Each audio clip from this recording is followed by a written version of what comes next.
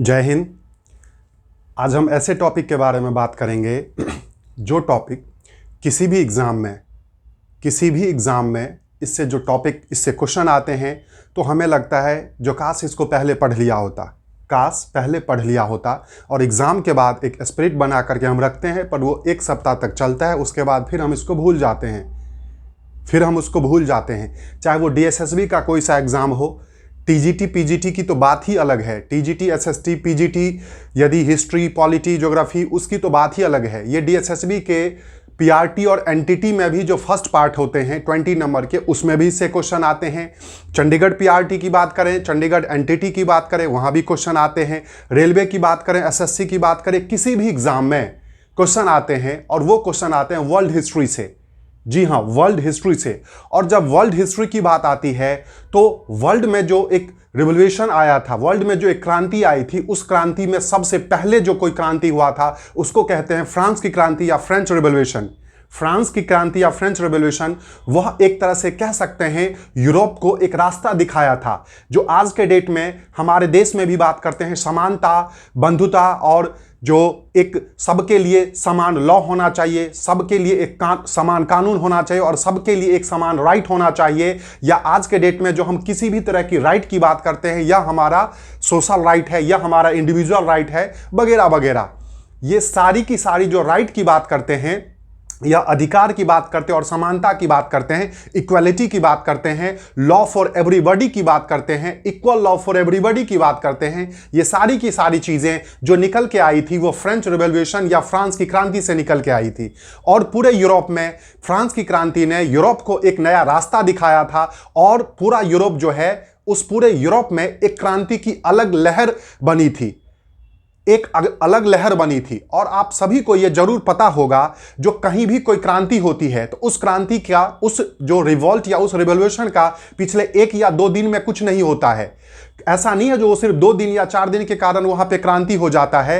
कहीं ना कहीं उसके पीछे एक बहुत बड़ा रीजन होता है, उसके पीछे एक सालों का जो है शोषण होता है, सालों का जो सरफरेस होता है, दबाया जाता है। जैसे भारत में 1857 की क्रांति हुई थी, आपने सुना होगा, जो सालों से अंग्रेज जो है वो हमें हर तरीके से सामाजिक तौर पे, व्यक्तिगत तौर पे, धार्मिक तौर पे, आर्थिक तौर पे हमें वो दबा रहे थे। तो दबाने के बाद फिर क्या हुआ, ज्वालामुखी फटा और तब जाकर के 1857 का रिवोल्ट हुआ था और इससे अंग्रेजों को हिला दिया था। हम बेशक आज़ाद ना हुए थे, बट कहीं ना कहीं अंग्रेजों को जो है मतलब मजबूर कर दिया था, जो भारत और भारतीयों के बातों को मानने के लिए एटलीस्ट उनके ही राज्य में रह करके हमें थोड़ी बहुत जो है वो चीज़ों को, हमारी चीज़ों को रखने के लिए मौका मिला था। उसी तरह से फ्रांस क्रांति की बात करते हैं, फ्रेंच रिवोल्यूशन की बात करते हैं, वहाँ भी ये चीज़ें ही हुई थी, जो एक कई सालों से जो वहाँ पे जो एक किसान वर्ग थे, जो वहाँ के निम्न वर्ग के लोग थे, जो वहाँ के तीसरे स्टेट के लोग थे, उनको जो दबाया जा रहा था, उनको एक भेड़ बकरी की तरह ट्रीट किया जा रहा था, उनके लिए कोई स्पेशल मोराल नहीं था। किसके नज़र में? राजा के नज़र में, और जो वहाँ के कुलीन और पादरी वर्ग थे उनके नज़र में, जिसके कारण वहाँ के लोगों में एक ज़बरदस्त गुस्सा फूटा। और उस गुस्सा की यदि बात करते हैं तो उस गुस्से का जो एक सही मायने में साकार कराया, मतलब लोगों, जन जन के लोगों तक जो बातें पहुंचाई, वो उस समय के दार्शनिक और फिलोसफर ने था। आपने रूसों का नाम सुना होगा, आपने जॉन ब्लॉक का नाम सुना होगा, नहीं सुना तो मैं आज सुनाने आया हूं। उन लोगों के जो फिलॉसफी थे, उन लोगों की जो बातें थी, उनकी जो किताबें थी, वह किताबें लोगों तक जो है, कॉफ़ी शॉप तक, लोगों के जो सलून है वहाँ तक, लोगों तक पहुँचा। और वहाँ पे पहुँच करके लोगों ने जो है इसके बारे में जाना। और जैसे जैसे ये निम्न वर्ग के लोग जैसे जैसे शिक्षित होने लगे, और कुछ लोग जो है इसमें शिक्षित थे, उन्होंने, जो एजुकेटेड थे, उन्होंने क्या किया, कहा जो भाई ये तुम्हारा अधिकार है और तुम्हें यह चीज़ मिलनी चाहिए, और इस हिसाब से वो तुम्हें नहीं दबा सकते हैं। और तब जाकर के वहां आग फूटी और इतना ज्यादा हुआ, जो फ्रांस के जो राजा को, सोच सकते हो, फ्रांस के राजा का जो है दिन दहाड़े सबके सामने में चौराहे पे सार्वजनिक तौर पे लटका करके गला काटा गया, गला काट दिया गया। और आगे जाकर के रानी का भी यही हाल हुआ था। जो राजा रानी बेसिकली इतने ज्यादा वहां के लोगों को शोषित करते थे, उन रानी की बात करते हैं तो वो रानी इतनी महान थी, जो एक बार वो जा रही थी और वहां पे फ्रांस की जनता जो है वो उस समय में भूख से बहुत तड़प रही थी। क्यों? क्योंकि वहां पे अकाल आ गया था, तो लोग जो हैं भूख से तड़प रहे थे और वह जो है प्रोटेस्ट कर रहे थे। तो वो जा रही थी तो पूछा अपने सलाहकार से, जो भाई ये क्यों प्रोटेस्ट कर रहे हैं? तो उसने कहा जी रोटी के लिए। तो वो इतनी ज्यादा होशियार थी वो रानी, ऑस्ट्रिया की थी राजकुमारी, जो उसने कहा ओके क्यों रोटी के लिए क्यों कर रहे हैं? इनको कहो मतलब ब्रेड खाए, इनको कहो ब्रेड बटर खाए और इनको कहो केक खाए। जनरली वहां पे जो पाव रोटी बोला जाता था, ब्रेड वगैरह, तो वो कह रहे हैं जो भाई मतलब इनको कहो केक खाए, बटर खाए, मतलब रोटी वो क्या ब्रेड खाए। मतलब वो इतनी महान थी, उसको ये नहीं पता चला जो ये जब रोटी नहीं मिल पा रहा है इसको, तो बाकी ब्रेड की बात करते हैं या फिर ब्रेड बटर की बात करते हैं या केक की बात करते हैं, वो कहां से मिलेगा? तो वह वहां की जो जिस राज्य की जिस देश की रानी जो है इतनी महान होगी, इतना जबरदस्त समझदार होगी, तो राजा का क्या हाल होगा वो भी समझ सकते हो, क्योंकि भाई होम मिनिस्टर जैसा होगा मिनिस्टर तो वैसा ही होगा। दूसरी बातें और बात करते हैं तो फिर वहां की जनता का क्या हाल होगा। तो ये सारी की सारी चीजों के पीछे जो है यही एक था, जो भाई वहां के जो एक ही व्यक्ति विशेष या एक ही वर्ग के सामाजिक वर्ग के लोगों को दबाया जाता था, और जिसके कारण वह एक लंबे टाइम के बाद जो है वो भर के आया, जिसमें हर किसी ने अलग अलग योगदान दिया। वो फिलोसफर जो थे उनकी बातों ने, उनके ज्ञान ने, उनकी किताबों ने बहुत अच्छा योगदान दिया, और तब जाकर के जो है एक फ्रांस की क्रांति की बात करते हैं, वह एक जो है एग्जीक्यूट हुआ। जनरली हम सभी समझते होंगे 1789 में जनरली फ्रांस की क्रांति की जो है वो बातें होती हैं, और या नेशनल असेंबली एस्टेब्लिश्ड की बातें होती हैं, और उसको आगे जाकर के 1791 में नेशनल असेंबली को बनाया गया, और आगे जाकर के 1792 में राजा को जो है फांसी पे चढ़ा दिया गया था, रानी को भी मार दिया गया था। तो ये सारी चीजें हुई। बट देखिए ये एक लाइन जो फ्रांस की क्रांति कब हुई थी, तो ये 1789 से 94 तक आप चीजों को जो है देख लोगे तो एक दो लाइन की बातें हैं। बट मैं जो आपको लेकर के आया हूं आपके पास, आप ध्यान दीजिएगा, किसी भी एग्जाम के लिए अभी ईएमआरएस का एग्जाम हुआ था, ईएमआरएस का एग्जाम हुआ था, उस एग्जाम में भी इस फ्रांस की क्रांति से क्वेश्चन पूछे गए थे। यदि किसी को याद हो तो आप क्वेश्चन पलट के देखिए। उसमें यह पूछा गया था, जो स्टार्टिंग में वहां पे जब कानून बने थे तो सिर्फ पुरुष और समान नागरिक के लिए कानून बना था, बाद में फिर वो पुरुष के बदले महिला और समान नागरिक का जो है वो कानून बनाया गया। तो मतलब इस तरह से क्वेश्चन पूछे गए थे, तो हर जगह पूछे जाते हैं, और स्पेशली यदि आने वाले एग्जाम में टीजीटी एसएसटी जिसका है, पीजीटी हिस्ट्री है, उनके लिए यह रामबाण है, उनके लिए रामबाण है। क्योंकि मैं जो आपके लिए लेके आया हूं वो कंप्लीट एनसीईआरटी बेस्ड पे लाया हूं, और आप कह सकते हैं जो एनसीईआरटी का क्रीम जो है वो मैं बाकायदा लाया हूं। मैं सिर्फ वो 2-4 लाइन बोलूंगा नहीं, आपके लिए कंटेंट भी लाया है और प्रॉपर मैंने इसको लिखा है। तो आपको कहीं कुछ देखने की जरूरत नहीं है, आज से आप बस इसको देखिए, कवर कीजिए और क्वेश्चन को धुआं उड़ाइए। बाकी फ्रेंच रेवोल्यूशन बहुत बड़ा है, तो आपको मैं बता दूं यह एक में नहीं होगा, हो सकता है 2 पार्ट या 3 पार्ट हो जाए, इसी क्योंकि वीडियो छोटा छोटा होगा, तो इसीलिए मैंने जो है अभी पहली बार में जो है कुछ पार्ट जो है फ्रेंच रेवोल्यूशन के जो स्टार्टिंग के हैं वो लेके आया हूं। तो हम सबसे पहले यदि बात करते हैं जो इसके बारे में क्या कैसे हुआ था, तो देखो जैसा मैंने कहा जो यह क्रांति तो बाद में हुई थी, बट इसका पहले बेस समझोगे ना, जो भी आखिर रीजन क्या था, इस क्रांति का कारण क्या था, सबसे पहले तो हमें यह समझना है, तब जाकर के तो आगे हम समझोगे। तो वही चीजें, और इससे कम से कम अलग अलग एग्जामों में 10-10 क्वेश्चन आ चुके हैं, और टीजीटी एसएसटी वाले तो मैंने कहा इसको रामबाण समझ लो, ठीक है। किसी भी कहीं भी, चाहे वो केबीएस का हो, चंडीगढ़ का हो, डीएसएसबी का हो, बिहार का हो, कहीं का जो टीजीटी एसएसटी की बात करते हैं वो सारे के सारे इसको जो है मतलब स्किप नहीं करना है, ये मैं आपको स्टार्टिंग में ही कह रहा हूं, ठीक है। इस बात को बहुत अच्छे से समझिए। तो ये शुरुआत तब हुई थी जब 1774 ईस्वी में 1774 में जो आपने हमारे यहाँ एक बिस्कुट आता है बॉर्बन, हमारे यहाँ एक बिस्कुट आता है ना बॉर्बन, जिसपे कि बिस्किट पे जो है वो एक तरह से क्या होते हैं मतलब चीनी सा जो है वो लगा रहता है, आपने देखा होगा।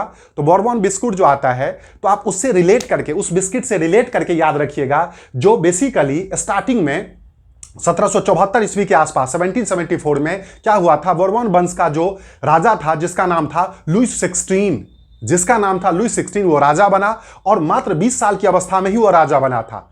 और आते आते सोच लीजिए 20 वर्ष की अवस्था में ही 1774 में राजा बना था, और आगे जाकर के 1794 के आसपास में तो मर ही गया था।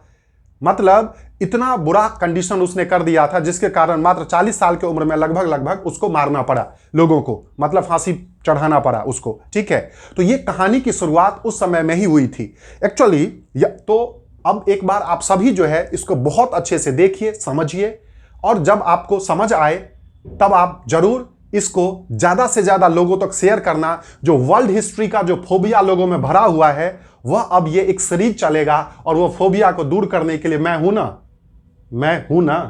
आप निश्चिंत रहो, किसी भी एग्जाम के लिए ये आपको मैं विश्वास दिला रहा हूं। तो इसीलिए इस वीडियो को ज्यादा से ज्यादा लोगों तक शेयर करना जो उनको वर्ल्ड हिस्ट्री का फोबिया ना हो, और स्पेशली डीएसएसबी, टीजीटी, पीजीटी और चंडीगढ़ पीजीटी वगैरह पीआरटी वाले के लिए। देखिए, सबसे पहले बात करते हैं तो क्या था 18वीं, सबसे पहले फ्रांसीसी क्रांति की बात करते हैं, फ्रेंच रेवोल्यूशन की बात करते हैं। चूंकि इसका जो है बहुत लंबा चौड़ा प्रोसेस है, इसलिए मैंने डेट इसका कुछ नहीं दिया है। तो अब देखिए 18वीं सदी के दूसरे छमाही में फ्रांसीसी समाज, क्योंकि देखो क्रांति तब होगी ना जब वहां का कंडीशन का आप पता करोगे। तो कंडीशन का पता किससे चलता है? वहां के समाज से पता चलता है।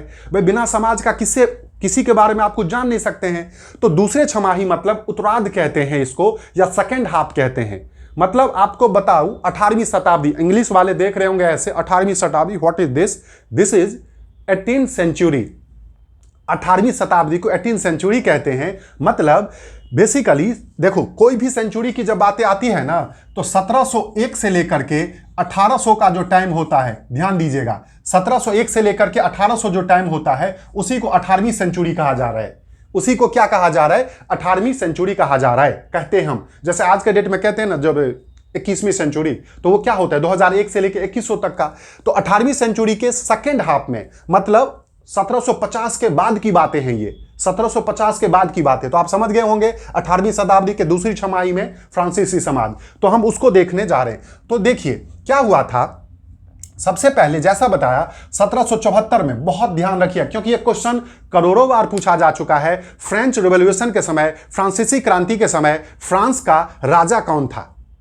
फ्रांस का राजा कौन था? तो इनके नाम जो हैं वो लुई 16 में थे, लुई 15 में, लुई 14 में, लुई 8 में, ऐसे करके थे। तो ये एक ही नाम को जो है रखते थे, तो लुई 16 या लुई 16 थे। ध्यान दीजिएगा, लुई 16 में या लुई 16 बहुत बार पूछा गया है। या फ्रेंच क्रांति में किस राजा को जो है वो फांसी चढ़ाया गया था, किस राजा को मार दिया गया था? Louis 16, Louis 16, Louis 16। ध्यान दीजिएगा।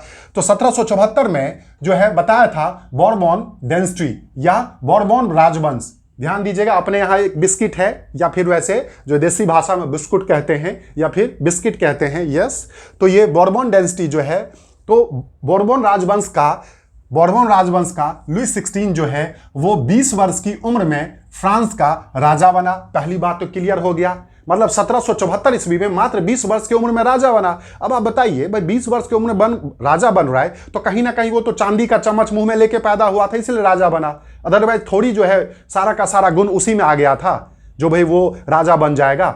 ठीक है, तो पहली बात है फ्रेंच रेवोल्यूशन के समय, ये क्योंकि आगे आप पढ़ोगे ना तो आपको ये समझना चाहिए, जो फ्रेंच रेवोल्यूशन के समय जो यहाँ का राजा कौन था, तो लुई 16 था। लुई 16 था जो किस वंश का था? बोरबोन राजवंश, या फिर हमारे यहाँ बॉरबोन बिस्किट होता है उस डायनेस्टी का था। इसको ध्यान करके रखिएगा, क्लियर हो गया। उसके बाद रहा कहाँ कसर?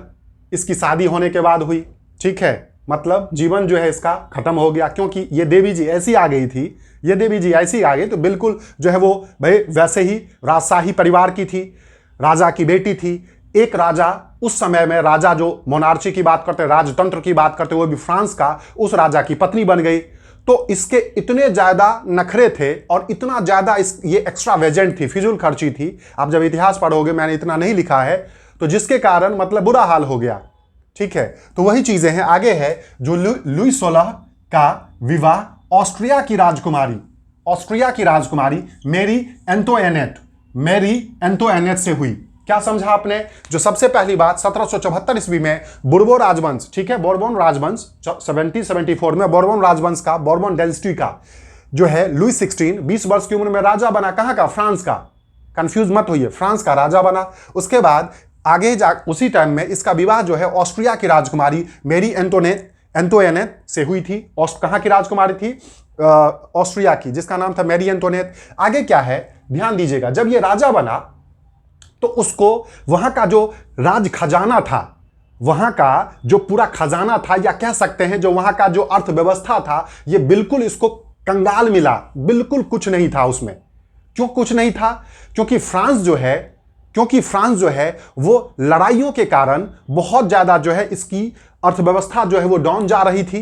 साथ साथ फ्रांस ने क्या किया, जो आपको बता दूं, जो उस समय फ्रांस और ब्रिटेन यूरोप के दो एक ऐसे थे जो आपस में हमेशा लड़ते थे। जी हां, इंग्लैंड या ब्रिटेन जिसको आप कहते हैं, वो और फ्रांस दोनों आपस में एक लंबे टाइम तक लड़ते रहे थे और दोनों में जबरदस्त जो है वो कंपटीशन या प्रतिद्वंदी था। और इन दोनों में स्पेशली यदि बात करते हैं तो इन दोनों के बीच में आपको पता होगा भारत में भी लड़ाई हुई थी, याद कीजिए, बांडीवास की लड़ाई। और नहीं पढ़ाया हिस्ट्री मैंने, हो सकता है मैं वीडियो डालूं उसका। 1761 में बांडीवास की लड़ाई जो हुई थी यहाँ पे, 1761 में यहाँ पे भारत में हुई थी। उसके बाद आगे आप लोगों ने सुना होगा जो फ्रांस और इंग्लैंड के बीच सप्तवर्षीय लड़ाई हुई थी, 7 ईयर वॉर जिसको कहते हैं। आप सभी ने जो सुना होगा, जो फ्रांस और इंग्लैंड के बीच 7 ईयर वॉर या फिर सप्तवर्षीय लड़ाई भी हुई थी। तो मतलब इन दोनों के बीच में जबरदस्त लड़ाई थी, ठीक है। उसके बाद आप सभी को पता होगा जो इंग्लैंड जो है वो अमेरिका को भी गुलाम बना रखा था, मतलब अमेरिका को भी अपना कॉलोनियल बनाया था। तो अमेरिका जो है इंग्लैंड के खिलाफ आजादी की लड़ाई लड़ रहा था, उसमें फ्रांस ने अमेरिका की मदद किया। फ्रांस ने अमेरिका की मदद किया और वो भी एक अपने खर्चे पे। उसने अमेरिका ने कहा ठीक है तुम हमें मदद करो, हम तुम्हें बाद में खर्चा जो है वो दे देंगे। बट उन्होंने कुछ कहीं नहीं दिया और फ्रांस ने अपने खर्चे पर अमेरिका को आजाद कराने में मदद कराया। क्यों? क्योंकि अमेरिका और फ्रांस दोनों का जो कंबाइंड दुश्मन था वो इंग्लैंड था। क्यों दुश्मन था? क्योंकि इंग्लैंड और किसका, फ्रांस का जन्मजात दुश्मनी था। क्योंकि कहते हैं ना, एक म्यान में एक ही तलवार रह सकता है। अब यूरोप जो है इतना छोटा सा था, वहां पे होड़ मची हुई थी जो फ्रांस किस कंट्री पे अपना अधिकार जमाएगा और इंग्लैंड किस कंट्री पे अपना अधिकार जमाएगा, जिसको ब्रिटेन कहते थे। तो उसी कंडीशन में ब्रिटेन थोड़े आगे थे, वो हर कंट्री पे अपना अपना जो है वो अधिकार जमा रहा था, ठीक है। तो वो जो अमेरिका की बात करते हैं, तो अमेरिका पे जो कॉलोनियल लड़ाई में, मतलब जो आजाद हुआ, वहां के जो उपनिवेश थे 13 उपनिवेश अमेरिका के, वह जो किससे, इंग्लैंड से जो आजाद हुआ, उसमें अंग्रेज के अगेंस्ट में फ्रांस ने साथ दिया था।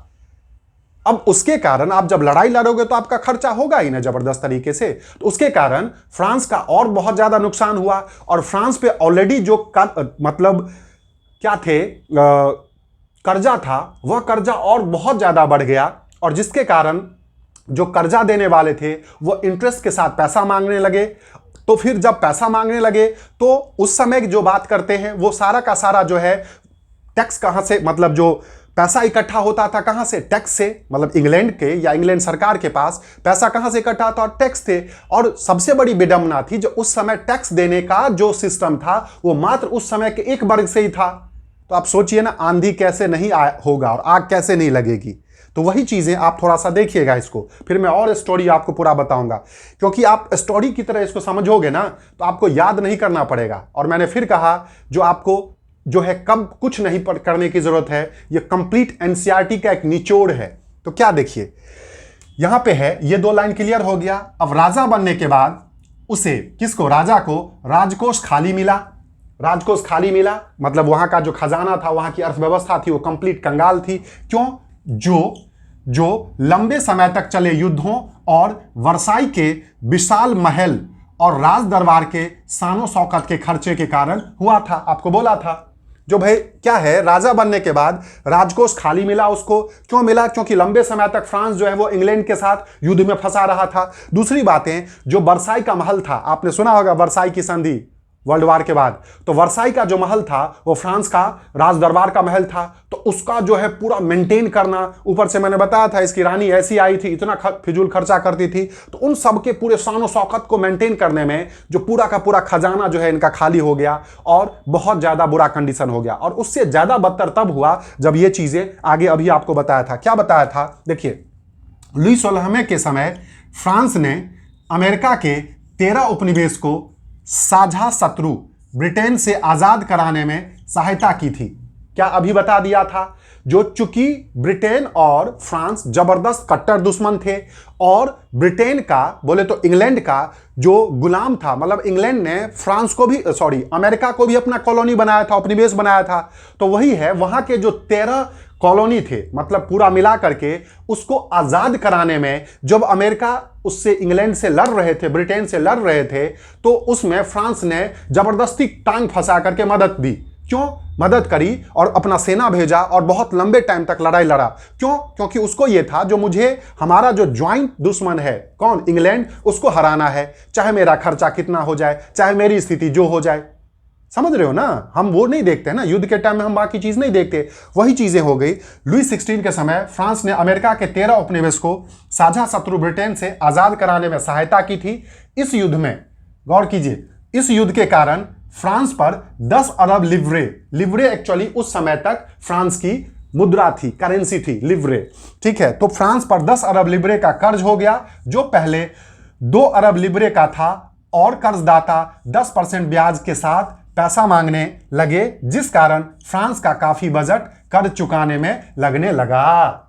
आप देखो, प्रॉपर मैं नोट्स की तरह आपको सारा लिख करके बता रहा हूं। एक्चुअली पहले क्या हुआ, जो भाई राजकोष खाली मिला राजा जब बना लुई 16, तो और उसके बाद ऊपर से खर्चे इतने सारे थे, इतने लंबे समय से युद्ध चल रहा था, ऊपर से वर्साई का महल और जो महारानी थी उसके खर्चे शानो शौकत में और खर्चा हो गया, और रहा का कसर, और जो कहते हैं ना आग में घी डालना तब हुआ जब इन्होंने अपनी दुश्मनी को भुनाने के लिए, दुश्मनी को एक तरह से बदला लेने के लिए इंग्लैंड के साथ ये युद्ध में उतर गया।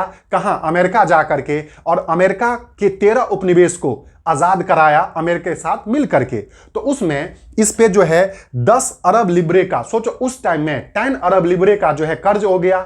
ऑलरेडी इस पे 2 अरब लिब्रे का पहले कर्ज था। लिब्रे क्या है? वहां की उस समय की जो है वो करेंसी थी। तो टोटल मिला के 12 अरब लिब्रे का कर्ज हो गया। ऊपर से कर्जदाता जो है, ऊपर से जो जिन्होंने इनको कर्ज दिया था वह जो है इन पे जो है मतलब प्रेशर बनाने लगे, और 10% इंटरेस्ट के साथ, 10% इंटरेस्ट के साथ इनसे पैसा जो है वो वसूलने लगे। जिससे क्या हुआ, जो भी थोड़ा बहुत पैसा इनके पास था सरकारी खजाने में, उसका अधिकांश भाग जो है इनको कहां जाने लगा? कर्जा चुकाने में। सोचिए, एक तो खजाना आपका वैसे खाली है, ऊपर से आपने इतना कर्जा ले लिया जबरदस्ती युद्ध करके, और वो भी दूसरों की मदद करके। सोचिए, ठीक है।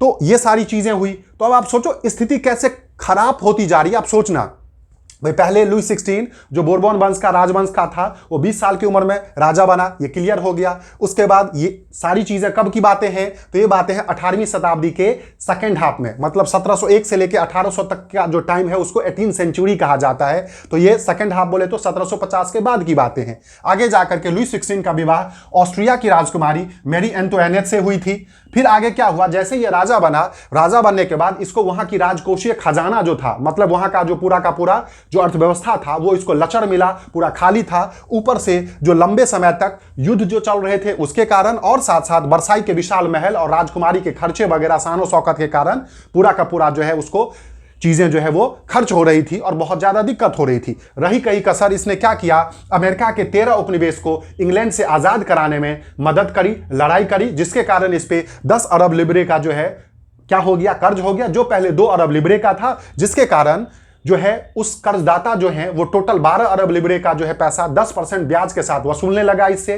तो अब आप सोचिए इनकी अर्थव्यवस्था का क्या हाल हुआ होगा। ठीक है जी।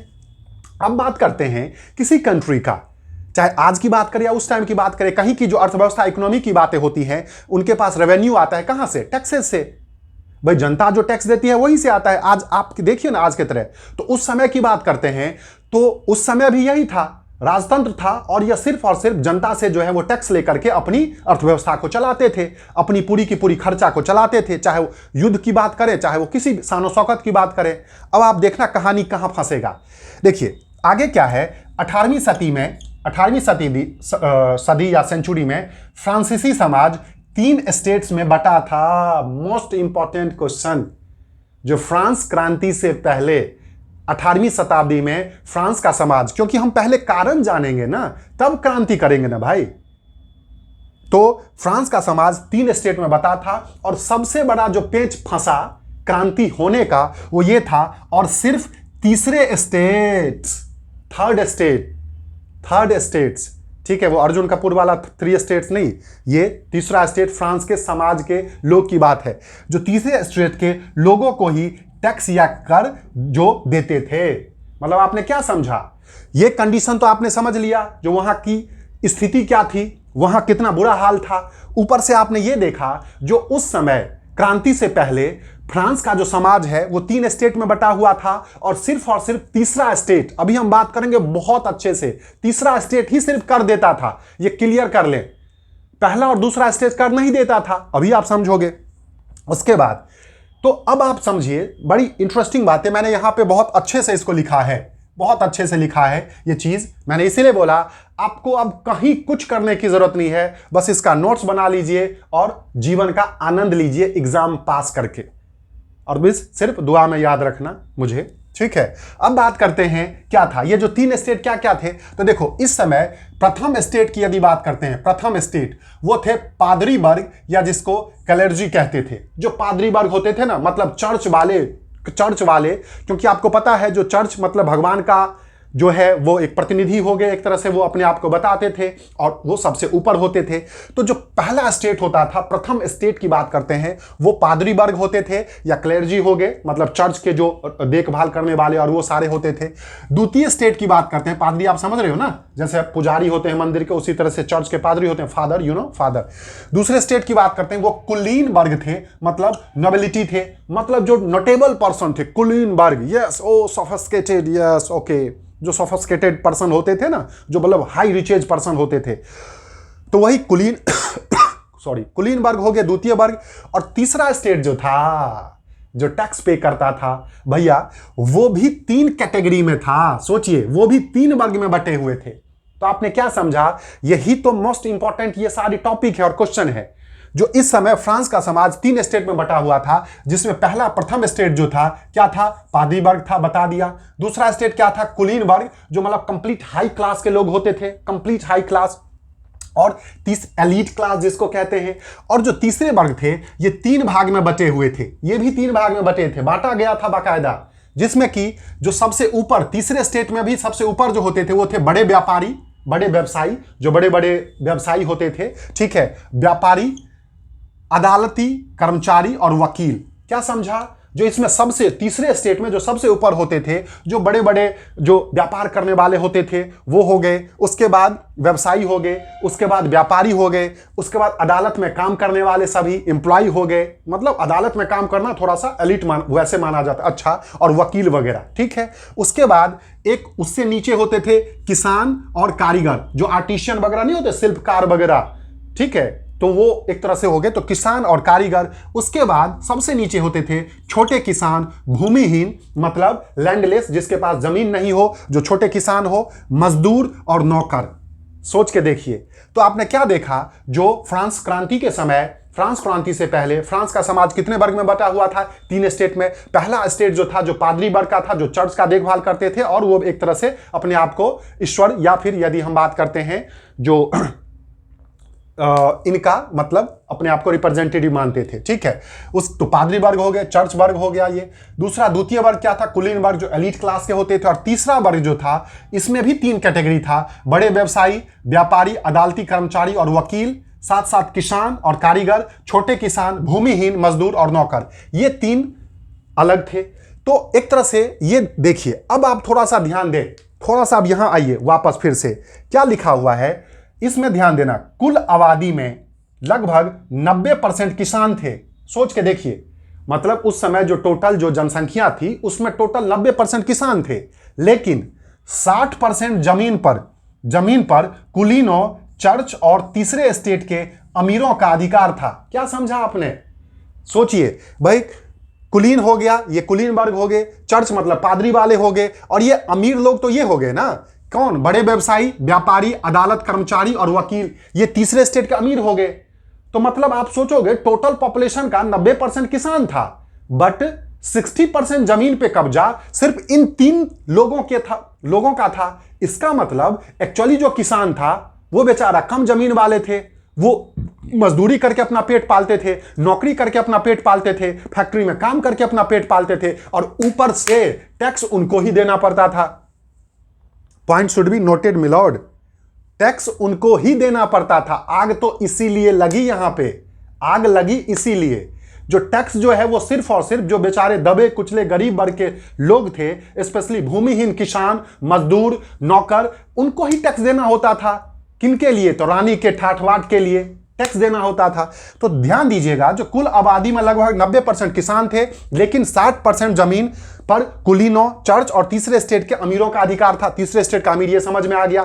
3 स्टेट उस समय के समाज का क्लियर हो गया। पहला वर्ग बता दिया, पादरी, चर्च वाले। दूसरे वर्ग कुलीन वर्ग, एलीट क्लास थे। और तीसरा वर्ग जो था वो अभी 3 कैटेगरी में बटा हुआ था, जिसमें कुछ अमीर थे, पहले बड़े व्यवसायी, व्यापारी, अदालती कर्मचारी और वकील। दूसरे किसान, कारीगर थे। और तीसरे जो थे छोटे किसान, भूमिहीन, मजदूर और नौकर थे।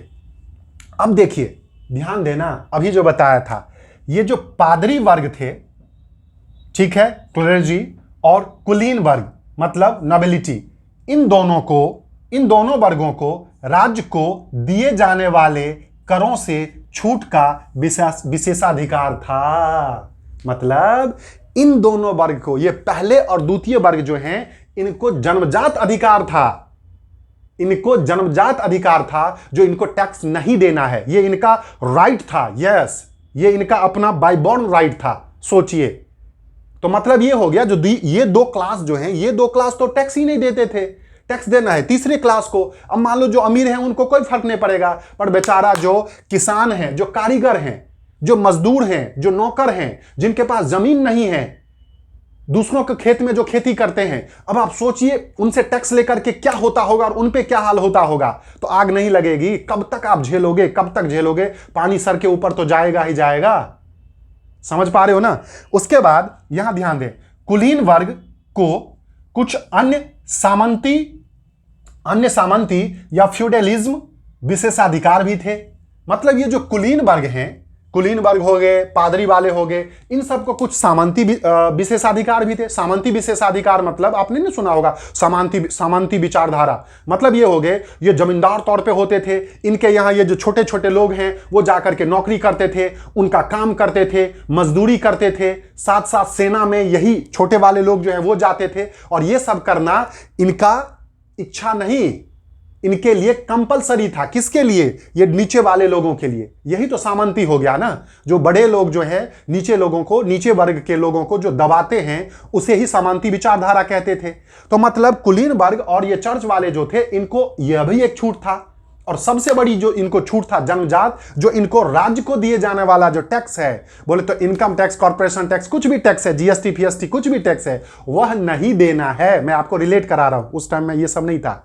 मतलब किसी भी तरह का टैक्स नहीं देना है। तो आप समझिए, अब आप थोड़ा सा समझ रहे होंगे जो स्थिति क्या थी। क्लियर हो गया? यहां तक कोई कंफ्यूजन नहीं है, ये बातें क्लियर हो गया। अब आइए इस पोर्शन पे। अब देखिए यहां पे क्या है, तीसरे स्टेट को सरकार को प्रत्यक्ष कर टाइल देना होता था। मतलब जो सरकार को टैक्स देते थे उसको, मतलब 2 तरह के टैक्स, मतलब उस समय के जो तीसरे वर्ग के लोग थे, ये तीसरे वर्ग के लोग थे, 2 तरह के टैक्स देते थे, प्रत्यक्ष कर और अप्रत्यक्ष कर। बोले तो direct tax, indirect tax. Direct tax को टाइल कहा जाता था, जो कंप्लीट तौर पर ये लोग देते थे। वहीं इनडायरेक्ट टैक्स किस पे लगा था? सोचो ना, सोचो, नमक और तंबाकू पर देना होता था। मतलब जो डेली यूज के लिए नमक और तंबाकू होता था, उस पर भी इनको टैक्स देना होता था। याद है सबने अवज्ञा आंदोलन, दांडी मार्च, भारत में भी नमक पे टैक्स देना होता था, याद होगा ना? तो आग लगी थी भारत में भी। उसी तरह से यहां भी चीजें हैं, यहां भी चीजें हैं। तो भाई यहां पे उस समय खाने वाला तंबाकू और नमक जो रूटीन का यूज है, उसमें भी टैक्स देना होता था इनको। तो सोच के देखिए, साथ साथ प्रत्यक्ष कर जो है वो देते ही थे, जिसको टाइल कहते थे। क्वेश्चन पूछा जा सकता है, जो उस समय प्रत्यक्ष कर को क्या कहा जाता था? टाइल। कहां? फ्रांस क्रांति से पहले फ्रांस के समाज में। क्लियर हो गया? वहीं इतना ही नहीं, शोषण देखो, शोषण देखो। जो तीसरे स्टेट से चर्च, ये देखो, ये ससुरा चर्च वाले भी जो है, ये भी इनसे जो है क्या लेता था? अलग से टैक्स लेते थे। तो तीसरे स्टेट से चर्च भी टाइड धार्मिक कर लेता था। मतलब एक टाइल होता था जो इन वर्गों के द्वारा सरकार को प्रत्यक्ष कर दिया जाता था, अप्रत्यक्ष कर नमक और तंबाकू पे देते थे। उसके साथ साथ जो सरकार के बियॉन्ड जो ये चर्च होते थे, ये पादरी वर्ग, यह भी इनसे, इन्हीं लोगों से, इन्हीं मजदूर, इन्हीं किसान, इन्हीं तीसरे स्टेट के लोगों से क्या है, टाइड नाम का कर लेते थे। अब आप सोच के देख लीजिए, ये डबल मार इन पे पड़ रहा था कि नहीं। ठीक है, अब इस प्रकार देखोगे क्या है, तो इस प्रकार सरकार द्वारा अपना पूरा खर्चा जनता बोले तो स्पेशली तीसरे स्टेट्स से वसूला जाता था। इस तरह से सरकार द्वारा अपना पूरा का पूरा खर्चा सिर्फ और सिर्फ जनता मतलब तीसरे स्टेट से वसूला जाता था। तो आपको यह पूरा पोर्शन क्लियर हो गया, यह पोर्शन क्लियर हो गया, मतलब स्थिति कैसे खतरनाक हो रही है यह आपको समझा रहा हूं। अचानक से पेट में दर्द नहीं होने लगा, अचानक से सडन गैस नहीं बन गया। जब रोज जो है चाउमीन और मोमोज खींचोगे तब जाकर के ही समस्या होती है, जब डाइजेशन प्रॉब्लम होती है। वही चीजें यहां पे हो रही है। अब आइए, इसमें बहुत ही इंपॉर्टेंट बातें हैं। क्या है जी, समाज की बातें बता रहा हूं। देखो क्या है, फ्रांस की जनसंख्या 1715 में 2.3 करोड़ थी। फ्रांस की जनसंख्या जो है 1715 में 2.3 करोड़ थी, जो 1789 में बढ़कर 2.8 करोड़ हो गई। आपको इतना तो आम बातें हैं, भारत में तो भाई हम 142 करोड़ हैं। अरे भाई ये उस टाइम की बात है। और भारत और फ्रांस के यदि इंफ्रास्ट्रक्चर की बात करते हैं, मतलब भौगोलिक स्थिति की बात करते हैं, जमीन आसमान का फर्क है। फ्रांस इतना मुन्नक सा है बट वो विकसित है, डेवलप्ड है, और भारत इतना बड़ा सा है। तो भाई जितना बड़ा होगा जमीन उतना ज्यादा होगा। जैसा ही सही फसल तो उपजेगा ना। अब मान लो कितने भी टेक्नोलॉजी से उगाओगे और जमीन ही कम है तो आप उसी रेशियो से फसल उगेगा। तो वो बड़ी दिक्कत थी। जैसे आबादी बढ़ी बट जमीन तो उतना ही था और उपज उतनी ही थी, जिसके कारण वहां भूखमरी की स्थिति हो गई। और रहा का असर तब होता था जब बहुत ज्यादा ठंड, ओले पड़ने के कारण फसल जो है वो नष्ट हो जाते थे, बरसात के कारण फसल नष्ट हो जाते थे। तो मतलब इतना ज्यादा दिक्कत हो गया जो वहां लोगों के अपनी जीविका आजीवन पे भी, मतलब रोटी पे भी, ब्रेड पे भी बहुत ज्यादा जो है वो क्या हो गया, किल्लत हो गई। और उसके बाद लोगों में जो है वो क्या हो गया, लूट मचने लगा। वही चीजें हैं जो फ्रांस की जनसंख्या 1715 में 2.3 करोड़ थी, जो 1789 में बढ़कर 2.8 करोड़ हो गई, जिस कारण अनाज उत्पादन के मुकाबले उसकी मांग काफी तेजी से बढ़ गई थी। स्वाभाविक सी बातें हैं भाई, प्रोडक्शन जो है वो कम होगा। क्यों? क्योंकि क्षेत्र कम था, एरिया कम था, बट पॉपुलेशन ज्यादा बढ़ रहा है। इसका मतलब क्या है, पॉपुलेशन ज्यादा बढ़ रहा है तो डिमांड ज्यादा होगी। मतलब सप्लाई कम है, डिमांड ज्यादा है तो क्या होगा, महंगाई बढ़ेगी। महंगाई बढ़ेगी तो किस पे बढ़ेगी, डेफिनेट सी बात है इन पे, तीसरे वर्ग पे ही असर होगा ना। और असर इसलिए ज्यादा होगा क्योंकि ये बेचारे दो दो तरह के टैक्स भी देते हैं, इनको तो कोई फर्क नहीं पड़ेगा। तो सोचिए आप बात को, सोचिए। ठीक है, तो ये हो गया। ओके, और अमीर और गरीब की खाई बढ़ती गई, जिससे लोगों में जीविका संकट उत्पन्न हो गया। क्या समझा आपने? जो मतलब जैसे जैसे यह चीज कंडीशन उभरी, उस हिसाब से अमीर अमीर होते गए, गरीब गरीब होते गए। क्यों? क्योंकि उनके पास जो है जीने के संसाधन भी जो है वो बहुत कम होने लगे। क्लियर हो गया? यह बात ध्यान दीजिएगा। इसी दौरान आप सभी आज के डेट में खूब गाना गाते हो गए, yes we are from middle class, हम मिडिल क्लास से हैं, मिडिल क्लास। और मिडिल क्लास में भी आपने सुना होगा upper middle, lower middle, middle, ठीक है ना, ये यही तो हैं। ये देखो यहां भी मिडिल क्लास यदि है तो तीन तरह का है, अपर मिडिल, लोअर मिडिल और मिडिल। तो वही चीजें हैं। ये जो मिडिल क्लास टर्म आया था, मध्य वर्गीय लोग आया था, या मध्यम वर्ग के लोग की टर्म जो आई थी, वो सबसे पहले फ्रेंच रेवोल्यूशन के दौरान ही आई थी। मतलब फ्रांस में पहली बार ही यह टर्म का यूज किया गया था। तो देखिए, इसी दौरान फ्रांस में एक नए सामाजिक समूह का उदय हुआ, जिसे मध्यम वर्ग कहा गया, मिडिल क्लास कहा गया।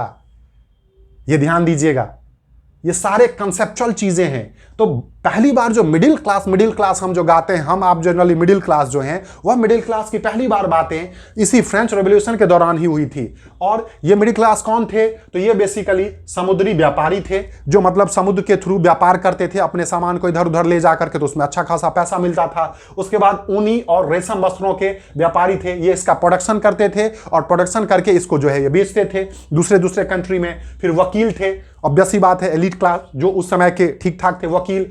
और प्रशासनिक सेवा में लगे लोग थे, मतलब जो एडमिनिस्ट्रेशन सर्विस में जो लगे लोग थे, जो मतलब अच्छे खासे पोस्ट पे थे सरकारी नौकरी में। इसका मतलब आप देखोगे जो कहीं ना कहीं ये जो एक मीडियम वर्ग की बात आई, यह मीडियम वर्ग, इसका मतलब पढ़ा लिखा वर्ग था।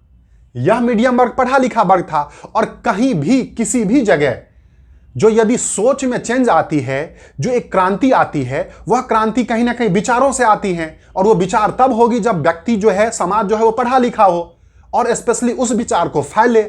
आज के डेट में जैसे व्हाट्सएप पे कैसे चीजें फैल जाती है, उस समय में ये तो था नहीं, बट किताबें के थ्रू जो है चीजों को फैलाई गई थी। तो वही है, जो यह वर्ग जो उदय हुआ मीडियम वर्ग का, यह पढ़े लिखे थे। उसके बाद आगे क्या हुआ, ध्यान दीजिएगा। इनके अनुसार, इन वर्ग के अनुसार इनकी ये सोच थी, जो समाज के किसी वर्ग के पास कोई भी जन्मजात अधिकार नहीं होना चाहिए। याद कीजिए, किसके पास? तो आपको पता है, ये जो पादरी वर्ग था और कुलीन वर्ग था, इनके पास जन्मजात अधिकार था ना। किसका? टैक्स नहीं देने का। मतलब ये तो मौज ले रहे थे, ये मौज ले रहे थे, ठीक है। बेचारा किसको झेलना है? इस मीडियम क्लास को। तो मीडियम क्लास जो है, चूंकि ये पढ़े लिखे थे और इन्होंने सोचा, जो भाई ये तो इनका गलत बात है, जन्मजात अधिकार तो नहीं होना चाहिए। कर्म के हिसाब से उनकी जो क्वालिटी है, उसके हिसाब से उसकी योग्यता तय होनी चाहिए, ना कि आप राजा के वंश में पैदा हो गए तो आप ही सबसे बेस्ट हो गए, ऐसा तो है नहीं। आगे जाकर के इस समय समाज में कई दार्शनिक या फिलोसफर थे। समझिए, यही मिडिल क्लास में, ये तो मिडिल क्लास थे, और साथ साथ इसी में पढ़े लिखे में इस समाज में, यही फ्रांस की समाज की बातें हो रही हैं, कई तरह के फिलोसफर का उदय हुआ। मतलब जो दार्शनिक थे उनका उदय हुआ। उन्होंने अपनी अपनी विचारधारा दी, उन्होंने अलग अलग किताब लिखी। वह किताब, उनकी विचारधारा पूरे समाज में जो है फैली, हर जगह चर्चे चलने लगे, लोगों के जुबान पे इस बातें आ गई, और साथ साथ तब जाकर के लोगों के विचार में भी सोच हुआ, और उसके बाद आगे जाकर के जो है वो क्रांति का कहीं ना कहीं रूप दिया। तो देखिए, ध्यान दीजिएगा, इस समय जो ये सारे एग्जाम में क्वेश्चन है, हर एग्जाम में एक क्वेश्चन पूछा गया है, कौन कौन से उस समय में फिलोसफर दार्शनिक थे, उनके किताब कौन कौन से थे। तो समझना, इस समय में कई दार्शनिक थे, जिसमें तीन प्रमुख थे, तीन, पहला, दूसरा और तीसरा, तीन प्रमुख थे, जिसमें सबसे पहले जॉन लॉक था। जॉन लॉक, इन्होंने एक किताब दी थी, एक किताब लिखी थी, जिसमें था two treatises of government. Two treatises of government, मतलब ये किताब का नाम था टू टेरिटरीज ऑफ गवर्नमेंट। किसने लिखा था? जॉन लॉक ने, जो कहाँ का था? वो फ्रांस का था, और वहां उस समय फ्रांस के समाज का एक दार्शनिक फिलोसफर, मतलब एक अच्छी सोच रखने वाला था, इसके लोग बात मानते थे। इसने ये कहा था, जो राजा के दैवी और निरंकुश अधिकारों के सिद्धांत को गलत कहा था। मतलब क्या कहा था? यह बात इसने कहा, फिर यह बात धीरे धीरे लोगों के बीच में फैल गई।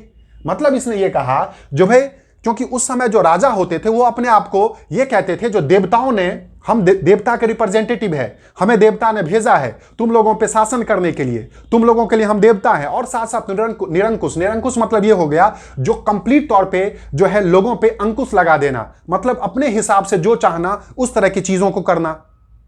तो ये जॉन लॉक जो है, देखो, लॉक ने लॉक को तोड़ दिया। जॉन लॉक ने जो किताब लिखी थी, जिसका नाम था टू टेरिटेजेस ऑफ गवर्नमेंट, उस किताब के थ्रू उन्होंने यह थ्योरी दी, जो भाई राजा के पास दैवी और निरंकुश अधिकारों का जो है सिद्धांत को उसने गलत बताया। जो यह सिद्धांत, यह जो है अधिकार सिर्फ राजा का नहीं है, ऐसा कहीं नहीं है, जो देवताओं के रिप्रेजेंटेटिव हैं, और साथ साथ वह हम पे जो है निरंकुश शासन करेंगे, मतलब कंप्लीट अंकुश लगा के करेंगे। तो यह बात लोगों में फैली, समझना। दूसरा था रूसो, भाई फ्रांस में रूस मतलब रूसो, आपको पता है, तो जिसका नाम था जैन रूसो, ठीक है, जैन रूसो। इन्होंने किताब लिखी थी सोशल कॉन्ट्रैक्ट। इन्होंने, ये बहुत इंपॉर्टेंट किताब है, लिखी थी सोशल कॉन्ट्रैक्ट। सोशल कॉन्ट्रैक्ट में इन्होंने क्या कहा था? जनता, देखो, सोशल कॉन्ट्रैक्ट मतलब सामाजिक कॉन्ट्रैक्ट होना चाहिए, कॉन्ट्रैक्ट बोलते तो अनुबंध होना चाहिए। उन्होंने कहा था, जनता और उसके प्रतिनिधि के बीच एक सामाजिक अनुबंध पर आधारित सरकार का प्रस्ताव रखा था। मतलब इन्होंने यह अपना ज्ञान दिया, जो भाई सोशल कॉन्ट्रैक्ट नाम की किताब में इन्होंने लिखा, जो हमारे जो भी जनता है और उसके जो प्रतिनिधि हैं, जो रिप्रेजेंटेटिव हैं, चाहे वो राजा हैं या फिर चुनी हुई सरकार है, जो भी होगा, चाहे वो डेमोक्रेटिक हो या मोनार्ची हो, दोनों के बीच में एक सामाजिक अनुबंध होना चाहिए, एक सोशल कॉन्ट्रैक्ट होना चाहिए, और उस बेस्ड पे जो है सरकार होना चाहिए। तो ये बातें जब इन्होंने कही अपने किताब में और पूरा का पूरा लॉजिक दिया, वह बात लोगों तक फैली, फ्रांस की जनता तक फैली। समझने की कोशिश करना। उसके बाद एक तीसरा था, बहुत इंपॉर्टेंट, ये बहुत बार पूछा गया है, ठीक है, तीसरा था, जिसका नाम था मॉन्टेस्क्यू ने एक किताब लिखी थी, जिस किताब का नाम था the spirit of the law. The spirit of the law, ये तीनों किताब का नाम याद रख लेना है, the spirit of the law. इसी स्पिरिट ऑफ लॉ में इन्होंने क्या समझा, इन्होंने 3 थ्योरी दी थी। इन्होंने ये कहा था विधायिका जिसको लेजिस्लेटिव कहते हैं, कार्यपालिका जिसको एग्जीक्यूटिव कहते हैं, और न्यायपालिका जिसको जुडिशरी कहते हैं। तो इन्होंने ये कहा था जो समाज में जो समाज का जो सरकार है, समाज में सरकार जो है वह सरकार जो है वो 3 स्तंभ पे, 3 पिलर पे होना चाहिए। विधायिका लेजिस्लेटिव, कार्यपालिका एग्जीक्यूटिव और न्यायपालिका जुडिशरी। इन तीनों पिलर के थ्रू ही जो है सरकार का जो है समाज पर शासन करना चाहिए और इस तीनों के थ्रू ही सरकार जो है वो प्रॉपर तरीके से काम करना चाहिए। तो इस तरह की बातें जो है इन्होंने रखी।